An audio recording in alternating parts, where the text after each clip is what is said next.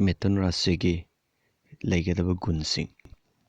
Mithun Rashida pokp midi ake amok pamdaba samonaba mitla oi mabuk yangi wangang tapi isorbu thajai migi upai tawali masada hangoiba leite jagoi sai tawba pami hai singi jontiski bidya thawai tai masada nungsit laina di seli.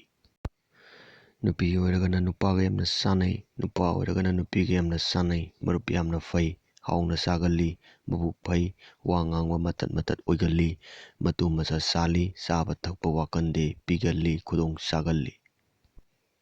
Mithun Rashigi afaba numitsingdi ningthaukaba sagolsen irai yumsakaisa aduga barda tawbiningba oiragana purnimase afaba oi pangnaba machuna napu machu pangnadaba machuna amuba komla machu pangnaba masing ahum manga taru taret aduga pangnaba gemstone nung hargana imrense oi.